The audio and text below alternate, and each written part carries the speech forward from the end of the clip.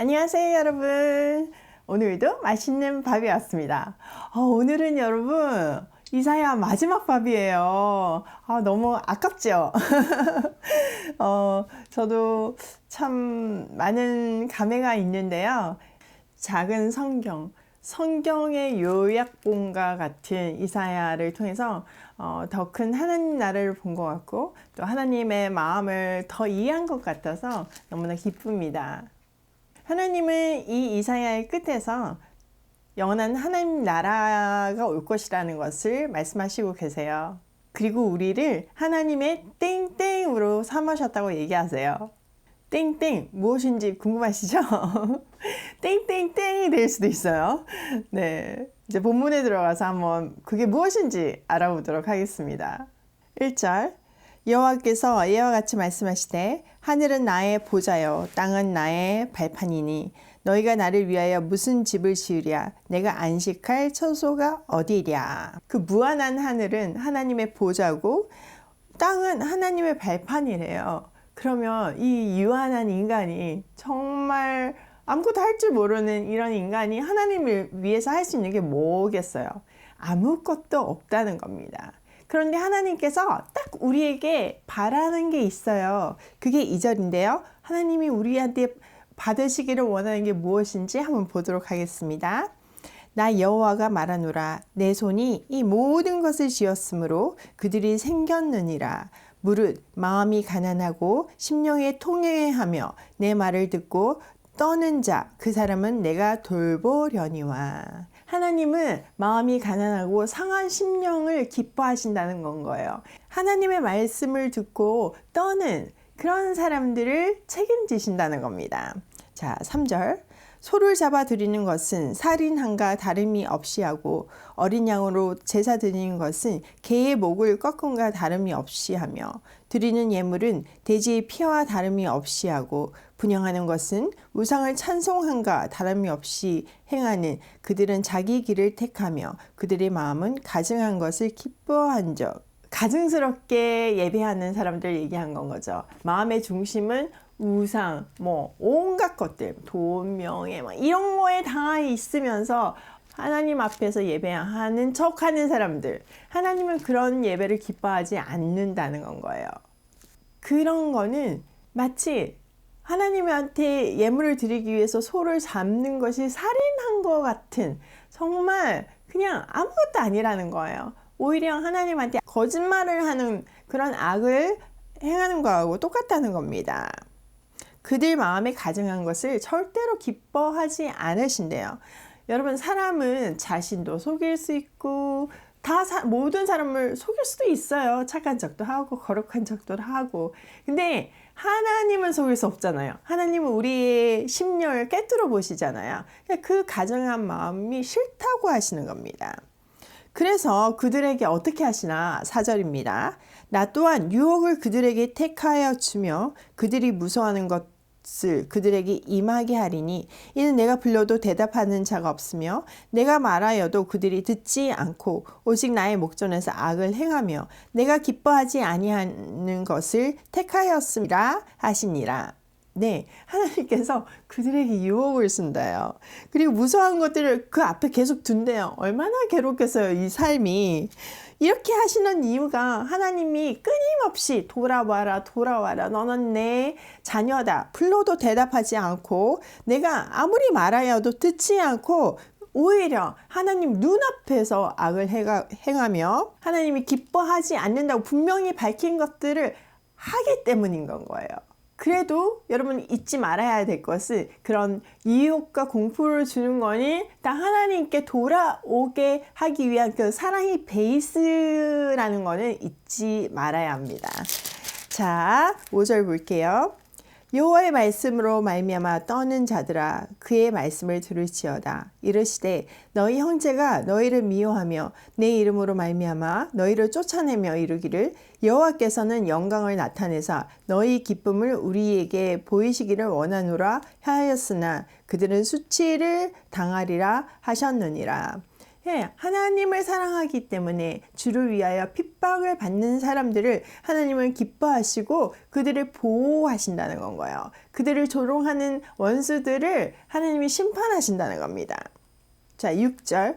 떠드는 소리가 성읍에서부터 들려오며 목소리가 성전에서부터 들리니 이는 여호와께서 그의 원수에게 보응하시는 목소리로다. 네, 하나님이 주의 백성들을, 하나님의 남은 자들을, 하나님을 부르는 그 신실한 주의 종들을 끝까지 책임지시고 원수들을 심판하심으로 그들에게 기쁨을 주신다는 거죠. 그들을 기쁘게 하신다는 건 거죠. 그러니까 하나님 계속 앞장부터 하나님 믿는 사람, 믿지 않는 사람 이걸 계속 비교하면서 가고 있어요. 그래서 우리에게 니네 어떤 삶 살래? 이렇게 극명한 대조의 삶 중에서 어떤 것을 택할래? 이 얘기를 하시는 겁니다. 시온은 진통을 하기 전에 해산을 하고 고통을 당하기 전에 나말을 낳았으니. 네.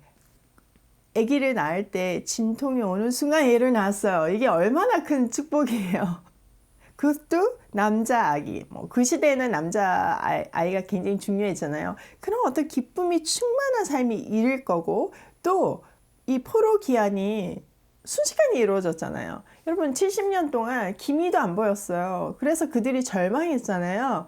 그런데 하나님의 약속한 그때에 고레스가 왕이 되고 갑자기 포로 칙령으로 기적적으로 돌아오게 됐잖아요. 하나님은 그의 백성들을 그렇게 순식간에 회복시키실 거다 이 얘기를 하시는 겁니다. 주의 백성들의 인생 역전의 기적을 펼치실 거다 이 얘기를 하시는 겁니다. 자, 8절. 이러한 일을 들을 자가 누구이며 이러한 일을 본 자가 누구이냐. 나라가 어찌 하루에 생기겠으며 민족이 어찌 한순간에 태어나겠느냐. 그러나 시온은 진동하는 즉시 그 아들을 순산하였도다. 하나님께서 다시 얘기하시죠. 한순간에 즉시 순산하게 된다는 겁니다. 하나님의 말씀은 한순간에 즉시 일어나서 여러분의 인생 역전을 시키실 것이라는 겁니다. 고통받는 자리에서 기쁨의 자리로 이동하고 절망의 자리에서 소망의 자리로, 사망에서 생명으로 이동하는 그 놀라운 기적이 여러분의 삶에 임할 것이라는 거죠. 어떨 때? 주를 의지할 때, 주의 자녀가 될 때. 자, 9절. 여호와께서 이르시되 내가 아이를 갖도록 하였은즉 해산하게 하지 아니하겠느냐. 내 하나님이 이르시되 나는 해산하게 하는 이인즉 어찌 태를 닫겠느냐 하시느니라. 네, 하나님이 아기를 갖게 하셨는데 당연히 해산도 하게 하실 거잖아요. 또 해산하게 하시는 이가 분명히 잉태도 하게 하실 거잖아요. 하나님은 전능하시잖아요. 능력이 없어서 못하시는 게 아니잖아요. 뭔가 특별한 계획이 있어서 때로는 멈추게도 하시지만 우리는 그 이유를 알지 못하지만 확실한 것은 그 끝에서 하나님을 찬양하고 그 이유에 대해서 감격할 거잖아요. 그렇죠? 그런 결말이 우리를 기다리고 있다는 겁니다. 자, 10절. 예루살렘을 사랑하는 자들이여 다 그 성읍과 함께 기뻐하라. 다 성읍과 함께 즐거워하라. 그 성을 위하여 슬퍼하는 자들이여 다 그 성의 기쁨으로 말미암아 그 성과 함께 기뻐하라. 하나님은 주의 자녀들이여 기뻐하고 즐거워하기를 원하세요. 그러니까 보세요. 기뻐하라, 즐거워하라, 기쁨으로 기뻐하라. 네, 주의 자녀들을 택하시고 부르신 이유는요. 이렇게 기뻐하고 즐거워하는 삶을 살게 하기 위함인 거예요. 우리 삶의 본질은요. 눈물이 아니고 찌질이가 아니에요. 우리 삶의 본질은 기쁨이고 충만함이고 즐거움입니다. 자, 11절. 여러분이 기뻐하시는 것을 그 누구보다 행복해 하시는 분이 하나님이신 겁니다. 자, 11절. 너희가 젖을 빠는 것 같이 그 위로하는 품에서 만족하겠고 젖을 넉넉히 빤 것 같이 그 영광의 풍성함으로 말미암아 즐거워하리라. 여러분, 젖먹이가 엄마 품에서 젖을 먹는 모습을 본 적이 있으신가요? 그리고 다 먹었을 때 그 세상을 다 가진 것 같은 그 표정 여러분 아시나요? 저는 세 아들 다 모유 수유를 1년씩 했기 때문에 그 기쁨을 너무나 잘 알고 있습니다. 그 갓난 아이들이 엄마 품에서 만족하고 젖을 빤 것 같이 하나님의 그 영광의 풍성함으로 말미암아 우리는 즐거워하게 될 것이라는 거죠. 자, 12절 여호와께서 이와 같이 말씀하시되 보라 내가 그에게 평강을 강같이 그에게 문 나라의 영광을 넘치는 시내같이 주리니 너희가 그 성읍의 젖을 뺄 것이며 너희가 옆에 안기며 그 무릎에서 놀 것이라. 계속 얘기하시죠. 평강을 강같이 영광을 넘치는 시내같이 주신다고 해요. 엄마의 젖만큼 완벽한 아이의 양식이 없잖아요. 그러니까 그런 완벽한 양식을 충만하게 주셔서 충분히 빨 수 있게 하시고 그 품에 안기고 그 무릎에서 놀는 그런 정말 행복한 아이처럼 우리는 하나님 품에서 그런 영원한 행복과 즐거움을 누리는 삶을 살게 될 것이라는 겁니다. 13절 어머니가 자식을 위로한 같이 내가 너희를 위로할 것인즉 너희가 예루살렘에서 위로를 받으리니. 그 모성애만큼 하나님의 사랑을 가장 닮은 게 없다고 하잖아요. 저도 이제 엄마로서 아이를 이제 위로할 때 제가 차라리 아픈 것보다 더 가슴 아프게 그렇게 위로하거든요. 온 마음을 다해서. 그러니까 하나님은 우리에게 어머니가 그 자식을 위로한 것 같이 그렇게 위로해 주시고 회복시켜 주시고 사랑해 주실 것을 약속하는 겁니다. 14절 너희가 이를 보고 마음이 기뻐서 너희 뼈가 연한 풀의 무성함 같으리라. 여호와의 손은 그의 종들에게 나타나겠고 그의 진노는 그의 원수에게 더하리라. 네, 여기에 뼈는 남은 자, 이런 뜻들이 있어요. 그러니까 남은 자는 풀이 무성한 것 같이 진짜 무성해진 거라는 건 거죠. 여러분, 풀이 번성하는 거 너무 놀랍고 그 성장 속도는 놀랍잖아요. 그렇게 될 것이라는 겁니다. 그리고 하나님의 능력의 손이 그 종들에게 나타나고 하나님의 능력이 우리 인생에서 나타나고 하나님의 진노는 원수들에게만 나타날 것이라는 겁니다. 대박인데요. 네, 자 15절 보라 여호와께서 불에 둘러싸여 강림하시리니 그의 수레들은 회오리 바람 같으리로다. 그가 혁혁한 위세로 노여움을 나타내시며 맹렬한 하염으로 책망하실 것이니라. 세상 끝날 주님이 재림하실 때의 모습을 얘기하고 있죠. 그야말로 내가 다시 오면 니네 다 죽었어 예요. 믿지 않는 사람들한테 주시는 메시지가. 자 16절 여호와께서 불과 칼로 모든 혈육에게 심판을 베푸신즉 여호와께 죽임 당할 자가 많으리니.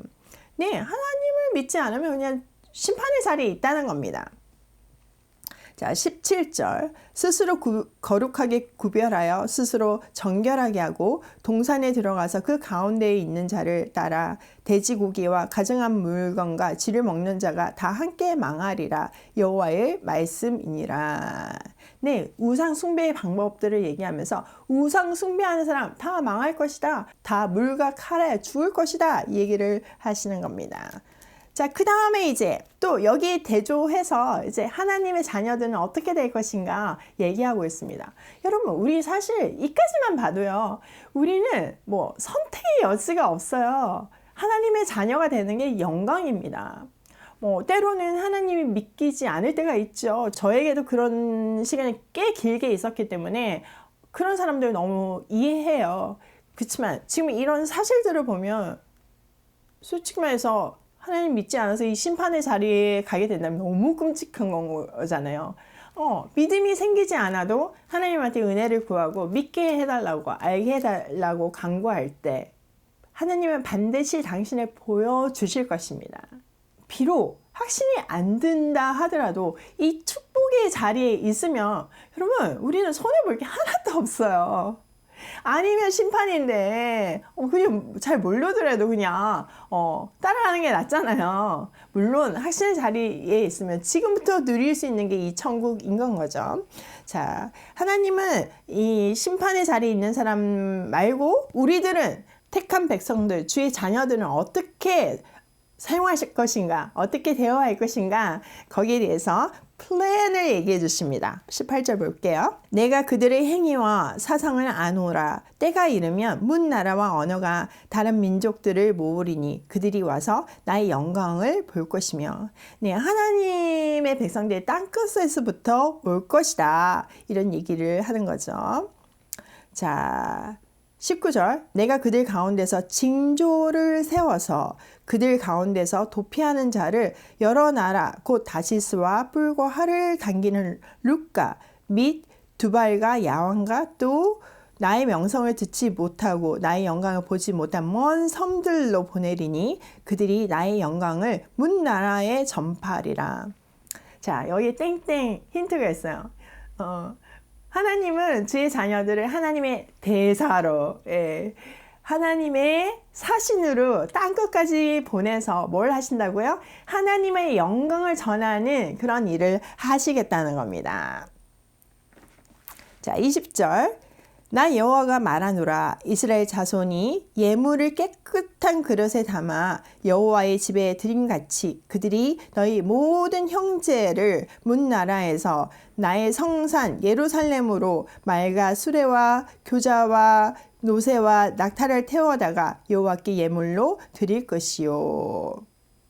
이스라엘 자손이 깨끗한 예물, 하나님 미워하는 그런 눈 가리고 앙하는 그런 예물 말고 깨끗한 그릇에 예물을 담아서 하나님을 기쁘게 하신 것 같이 하나님의 자녀들, 하나님의 대사들은 어떻게 한다고요?